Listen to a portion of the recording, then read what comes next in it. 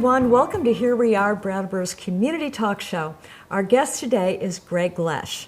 Greg is the executive director of the Brattleboro Area Chamber of Commerce, which many of you already know. He worked at Zephyr Design when it was way down Lower Main Street in that sweet, skinny little brick building. And Greg is an actor, again, as many of you know, one of Brattleboro's finest. He's performed in countless productions of the Actors Theatre Playhouse in West Chesterfield. He was also in a traveling cabaret group, which I heard was really fun and funny. And he's also a voice actor for recorded books. Welcome, Greg. Thank you, and it's a pleasure to be here. It's a pleasure to see you again. You've done so many things in the community. In fact, you've been in the community for a while. Since I'm dating myself now, but since 1974. 74. Yeah. So you were a kid. I think I was 11 at the time. Yep. And you went through BUHS. Went through BUHS and graduated, yeah. And you caught the acting bug, as they said, was it in high school? It was in 7th grade. Yeah. Just little productions, little things. And then they were doing, the big thing at the time was the musical. They did a musical every year, which they still do, I think. Yeah. And they were doing Bye Bye Birdie, and I auditioned, and I got to be one of the teenagers. And it was kind of awesome at the time for me because I was given a line of my own. I was playing a reporter, among other things, in the production. And I thought, my God, while I'm speaking that line, no one else is talking. It's all about me, for even just those few words. And then, of course, when we got and put it on its feet, the director said, well, I want all those lines to overlap one another. So my line was sort of, I kept waiting for the pocket where I could sort of sneak it in. But it was at that time that I realized, I really love doing this. This is really fun to do. And I got more and more involved, and I got bigger and bigger parts, and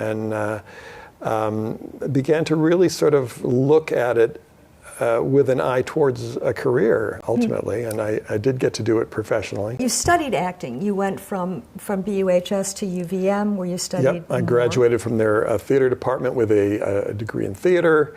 I won the top actor award given by the department. And then I went on and did some graduate work through Yale University with a program called BADA, which was the British American Drama Academy, and Yale was the American part, and Queen's College in London was, I think, the British part of it. And we studied in Oxford with some amazing actors. I got to do a scene with Rosemary Harris, did a master class with Prunella Scales, which some people might remember from the old Fawlty Towers British comedy. Worked with a bunch of amazing actors, and really, really learned a lot about movement, about different styles of production. It's different doing a Noel Coward play versus doing a more contemporary comedy. So I was just absorbing it all. Yeah, and working with really great people. And was it very, very different than American theater? I think the difference I found was, from an American point of view, the theater programs tend to be about, what's your resume look like? What's your headshot look like? Who do you know? Who do you contact? How do you get to that person? And I found that the British system was more about craft, about learning the technique, learning how to be a good actor, learning how to flesh out the character, and learning how to really be able to jump from one thing to another. And it just seemed more craft oriented to me. I don't know if that's true or not, but that's how it felt. And I wonder if it's still true, if it's changed that much. Well, there is sort of a cachet with British actors. If they're in a film or something, there's always a level of quality you expect from it. I know. It's really true. And I can't believe that really is true, but I notice it all the time. Yeah, it just felt, I felt like I was more focused when I was studying in England rather than, and I got a great education at UVM. It was a great place to be, and I learned a lot from doing that. But it seemed more like they were preparing me for the next level, and I definitely got that in England. And I wonder, in American schools, if that next level would be film necessarily, or would it continue to be theater? I think it all starts with theater. There was not a lot of push towards getting involved in film, although I was an extra. They'd shot a movie up at UVM during my years there. It was Natasha Kinski and Rudolf Nureyev.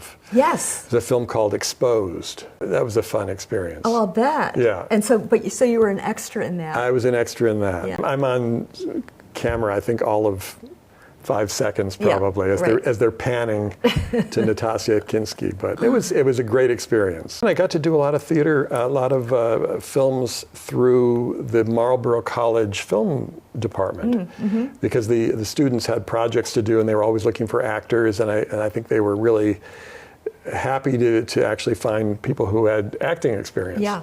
So I got to do 2 or 3 different films that way, and I loved it. That's so cool. I'd love to do more. Really? Yeah, Well, there's something about the process. My heart's for acting on stage, but there's something about the process and about the making of a film that is very intriguing. Well, we're just putting that out there, folks. Yeah, right. Call me.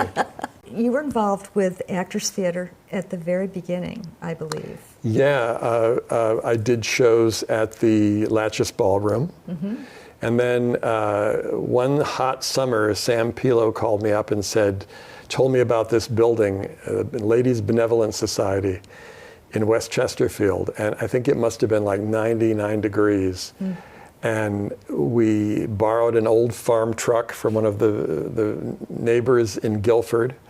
And we loaded it up with the theater seats from the BCPA and platforms and anything else we could stick in there. And we unloaded all of those seats, brought them upstairs, 2 flights of stairs, totally soaked by the end of it.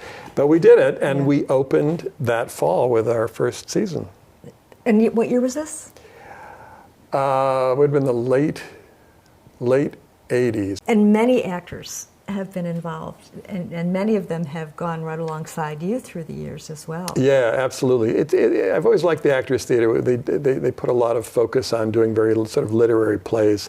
They don't do a lot of sort of commercial plays that are fine, but they try to do more sort of classic theater and more contemporary sort of serious pieces. Yeah, and I think also, from what I've observed, they're more innovative as well. Things like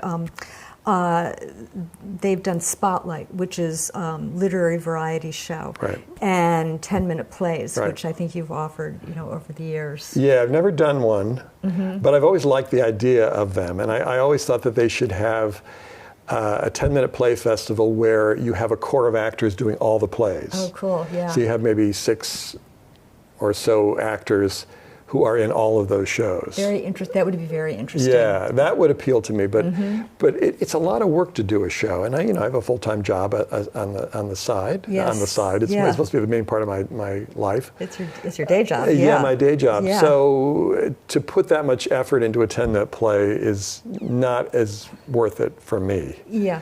I'd rather do a full-length production and really dive into it. I don't know when you were doing this, but you had a little cabaret group that formed. Yeah. And you took it on the road. It was Paul Dedell and Carla Baldwin and Christopher Weslowski, all sort of known people in the community. Yep. And we put together this show called It Isn't Nice. And it was basically satire and social commentary. We did serious pieces. We did a lot of Tom Lehrer, sort of satirical music. We did Hans Eisler and Brecht, which is much more serious pieces written, during the 30s and the 40s. Well, we did at the Lesch Ballroom. And then we were asked to do it at the Mole's Eye Cafe. We did a weekend down there, which was totally fun. And we decided we wanted to keep going with it. And so we kept the group together, and Paul was a composer, is a composer, and he wrote a lot of the music, and then I started writing lyrics for him, and it was a really wild ride. We played in New York, and we played in Boston, and we were in Portsmouth, we were in Rhode Island. We took it all over the place, and we recorded a CD down at the sound design studio that Billy Shaw had on Main Street. T-Bone Walk, who was a local musician, but he was also Hall & Oates bass player for most of their time touring and doing concerts. And he happened to live in Brattleboro with his wife, and he saw us somewhere and had said, hey, I'd like to produce an album for you guys. And so we went into the sound design, and in one weekend we came up with this album. That's so cool. And he was amazing. He was in the original Saturday Night Live band, and he could play anything. He could pick up any instrument and play it. And so he was laying down all these tracks. Oh, I think this song would be better with an accordion. And he'd lay down a track of an accordion, and he'd put it all together, and it was amazing. And you probably all had day jobs, and you were doing this on the side, which kind of brings me to, and we talked about this before, back then, and I came here in 1980, so around that time, if you looked at Main Street, there were so many businesses on Main Street that were being owned and run by really young people, people in their 20s and 30s. And you and I went through a list of them the other day, which was so interesting. And you just realize how things have changed in the economy and just daily economics, because you had Candle in the Night with Larry and Donna Simons, and there's Captain Bullfrogs. Captain Bullfrogs, which you reminded me of. I hadn't thought of that in years. I know. And I think that Llama was younger Llama, people. Toucan, and Crow. Llama, Toucan, and Crow. Oh, gosh. Did I make a list of this? It was astounding. The Good Life. The Good Life, yes. And Via Condati. Were they young? They were on Elliott Street. They were on Elliott. That counts. That counts. And all of you, being young and actors, Michael Fuller was on the show. So Common Ground, that was another one. Common Ground, that was a local young person. And I still get calls at the chamber office. Do you? Looking for the Common Ground. Well, it's long gone. We're all like this with Common Ground, right? Right. Plus, it was such a fabulous space. It is such a fabulous The old fire space. department. Yes. Building, Yeah, which is kind of interesting because now it's only down, the fire department's only down a block or two. Right. It's not any easier to get out of downtown. Right, and everyone's books is currently in the lower portion, but the upper section is, to my knowledge, is empty. Yeah. It was just amazing to me to realize that difference of you could come to Brattleboro, and of course we had Packers Corners and some other communes in town, but you could come to this town and make a living. Yeah. And you might have some other side things going on. And you could also buy pretty much everything you need. I mean, we're always talking shop local, right. But you really could shop local then, and we didn't have the internet to to find everything else that you didn't realize you needed. Right. But you could buy everything. You could buy your clothing at Sam's, and there was Mann's department store. I think there was an A&P downtown. I think there was too, but people, because I refer to that parking lot on High Street as the A&P parking lot. Yeah, there was one in there, and the back wall is still there. I thought so. Thank you, Greg. Yeah, no, you're absolutely right. I could have won some bets. You're absolutely right. Yeah. Anyway, that kind of brings us to the Chamber and downtown, and it was very interesting. I recently had Kate Trescas on the show, who is the head of Downtown Brattleboro Alliance. Yep. And she was very helpful to me to turn me around in terms of looking at downtown, which I'm sure is something that you're doing as well, and realizing that downtowns across the nation are changing. Absolutely. And it's not all about retail. It's not all about having the kind of businesses that we're used to. So how do you see it, Greg? Because you've seen it for a long time. I think the shops that survive offer unique products, offer things that you maybe can't find anywhere else. Although I think there's still a case to be made for carrying items that you use every day that people could buy, which there's a lot of lot of things you can't buy in Brattleboro. I think the thing that makes local businesses more viable is the customer service. Right. Because that's something you don't get on Amazon.com or any of these other online shopping places. It's the experience. You walk in the door, someone greets you, hey, how are you? Thanks for coming in. Mm-hmm. Let me know if I can help you. It's very simple. Customer service is not difficult, but I think there are businesses in Brattleboro that do it better than others, let's put it that way. And I think everyone could improve to make that experience more compelling. Downtown has always been changing. Absolutely. And we've always had, empty storefronts, and it changes to something else. I mean, it's kind of, as I said to Kate on the show, I said, downtown, it's kind of emotional. It's a bit of a little roller coaster, right? Yeah, absolutely. Yeah. And there are still some shops in town that were there when my family moved to Brattleboro. I mean, right. Zephyr Designs, Yes. we talked about. I worked there for a number of years, and they were down at 51 Main Street across from the Latches. But John, who's the current owner, his brother Robert started that business in the 70s. He Right. bought it from a couple that had created the shop. And he took it on and expanded it and sold art supplies and picture framing and they're still in business. There are others, Woody, who just recently sold Burroughs Yes. to Pete Case. Yeah. He'd been in business almost as long, Yes. maybe even as long. Yeah, and Brown and Roberts, of course. Brown and Roberts, Yeah. which is Yeah. an icon. Well, and I think we're fiercely loyal to Brown and Roberts, in particular, but Zephyr as well. Yeah. We will go there instead of. Well, I remember when they were talking about putting in the Walmart. Yes. And we didn't want it in Vermont, and then they found a location just over the bridge where I think Runnings is now. Literally over the bridge. Yeah, and people were worried, oh my God, there's going to be tumbleweeds going up Main Street, it's going to be a disaster. And it really wasn't. I think people got their act together and they said, you know what, we offer something special. We offer something that you can't find at Walmart. And I think it worked out fine. And people really appreciate that. Tourists really appreciate Brattleboro. When you go through, when you attend something like the Literary Festival, you overhear people talking, about coming to Brattleboro, or you talk to them, and they come here because they like the fact that it's idiosyncratic, it's a little bit gritty, it's got a big array of things that are available, and a lot of cool things like, for instance, our murals that are now starting to happen in town. Yeah. And you folks have collaborated with art lords, among other people. Yep.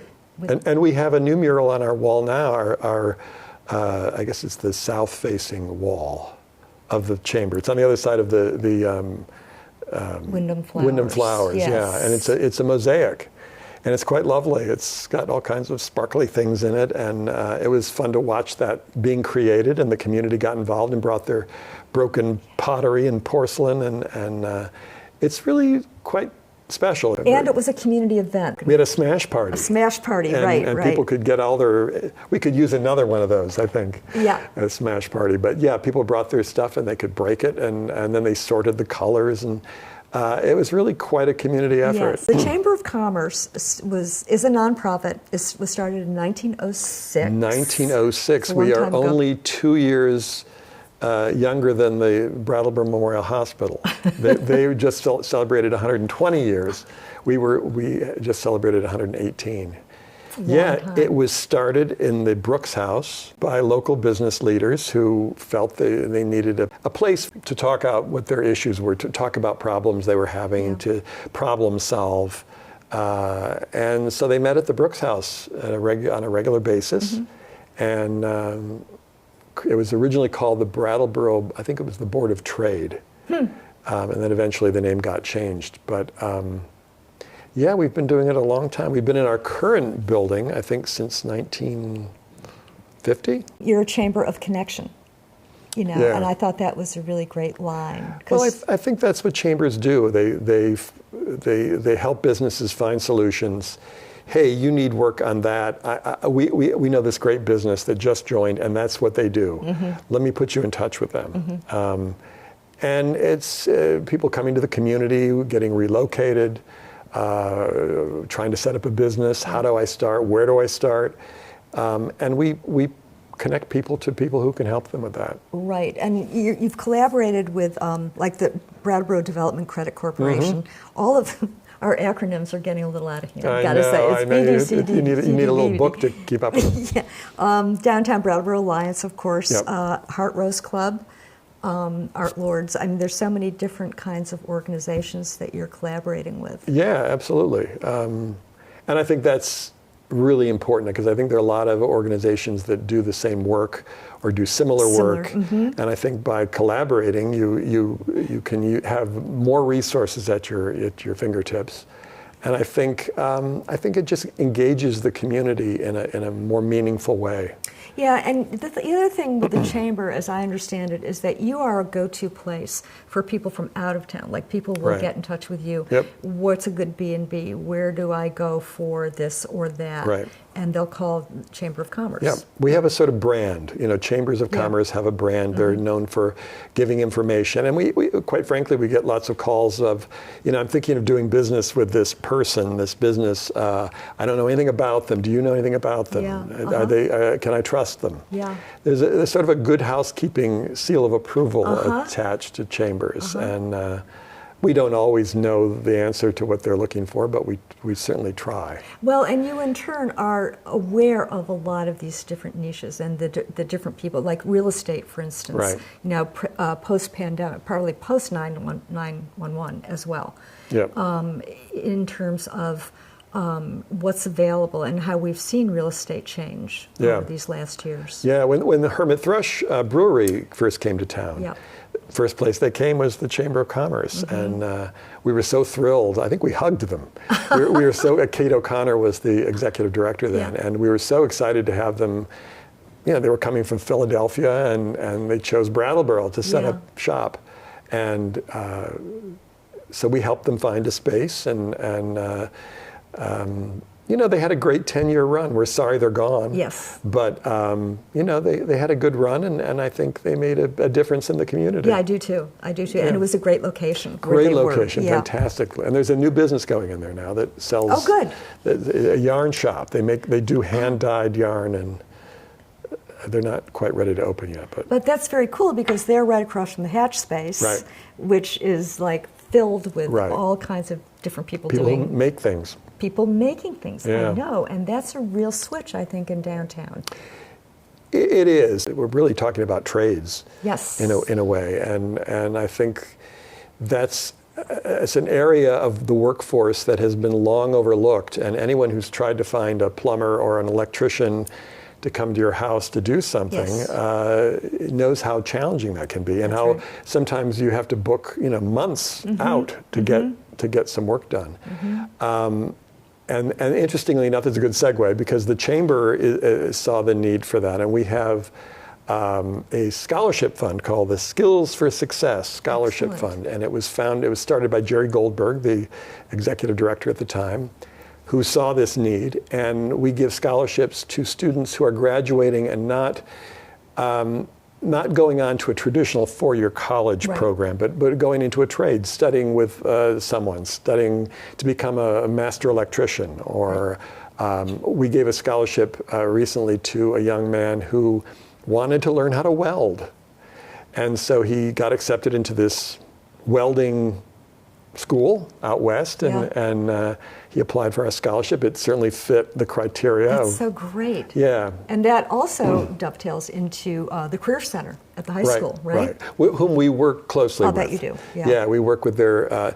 We originally worked with the guidance counselors at the various high schools, but we found the Career Center a little bit more compelling in terms of the types of students we were hoping to attract. You also do annual community awards. Yes. Which is a very cool thing. Yeah, that has changed over the years. The awards have been given out since the 50s. And there was always of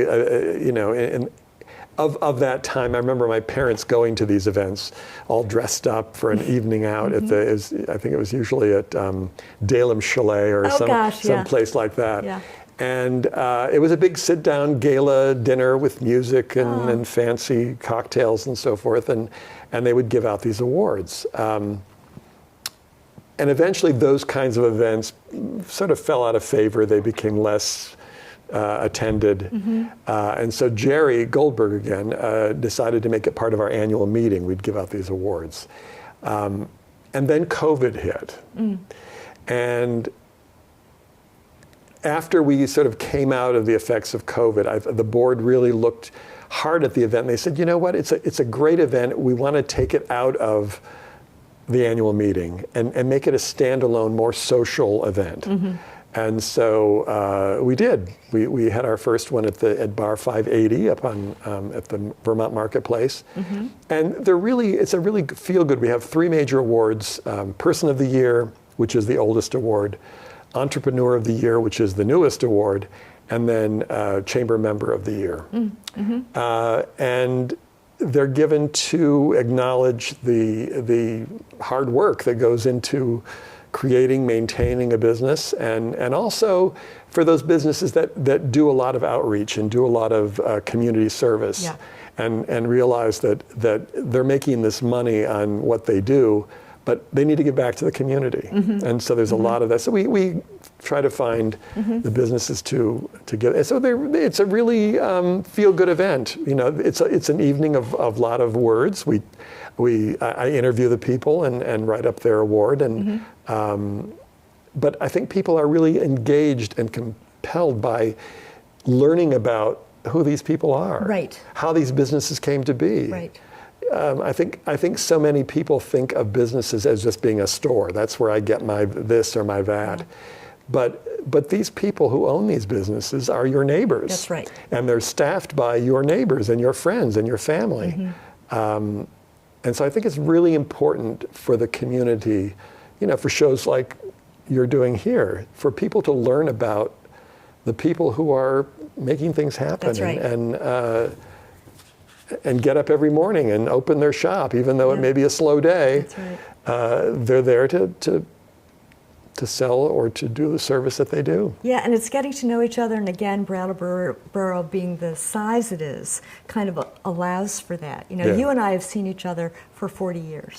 Right? You know, this is the first long conversation we've had. I know. So, you know, it's like that, and that's one of the reasons why I wanted to do this show, was for that very reason, you know, so that we get to know each other. I mean, it's very simple. I love storytelling. Everyone's got a story to tell. At least one. And even if you don't think they do, you know, sit back and listen, because you'll learn things about people that you've known for years, and you had no idea that they did that or this or were involved with that, or and I think I would like to do more of that through the chamber, and I think the board is interested in that, telling the stories of our businesses and how they came to be. You could have your own TV show, I could have Greg. my own TV show. Stay tuned for that. Right here. And one last thing coming up. So coming up, you've got Holly Days, Holly Nights, which again we know for many years now. Tried and true retail and dining promotion. Which was created by actually people who are still in business today, as a way to, they saw people sort of leaving Main Street, not shopping in the local stores. And so they came up with this idea to encourage local shoppers, you know, really shop local long before it was a popular thing to do. And it's still got, we've tweaked it over the years. We used to have to go down and get coupons from the chamber. The booklet that lists all the deals that you can get. So we're still doing that. You've got Jingle Bell Jog. Jingle Bell Jog, which also has become the funding source for, or one of the funding sources for our scholarship fund. Oh, great. Skills for Success, the Jerry Goldberg Skills for Success Scholarship Fund. The proceeds, the profit above and beyond our expenses for the Jingle Bell Jog. It's a 5K run. It's always the first Saturday in December, so it's very festive.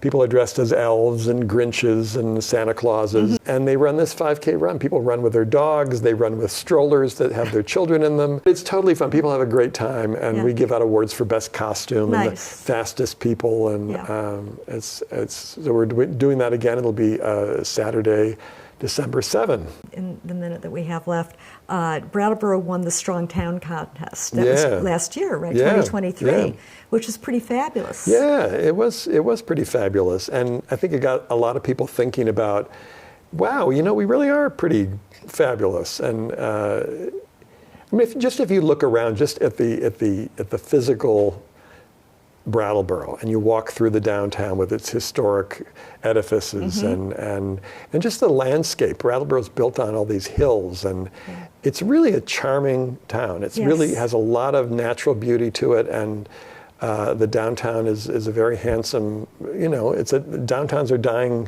breeds, and we're fortunate enough to have one that's still pretty much intact and doing pretty well. Yes, and it's very compact too. I think that makes a difference. The other thing I would mention to folks is that there was a video made of this. Yes. That you can get probably through the chamber, but if you just Google Strongtown Brattleboro, you can see it, and it's so interesting to look at it. Really well made. It's very well made, and also you get a perspective, that we don't have in our day-to-day lives. It's somebody else coming in and showing us. And you realize how eclectic and dynamic Brattleboro is, and all the different businesses we have. I mean, they're so diverse. They're not all retail shops. There's the Rich Earth Institute, which does research with reusing human urine. That's right. And they're a scientific center for studying this and developing it. I mean, that's just one of the NECA. How many towns have a circus school? The New England Center for Circus Arts. We're pretty fortunate. It's amazing. It really is amazing. I encourage people to check that out. Greg, this has been fun. It has. We could keep talking. I know we could. We definitely could keep talking.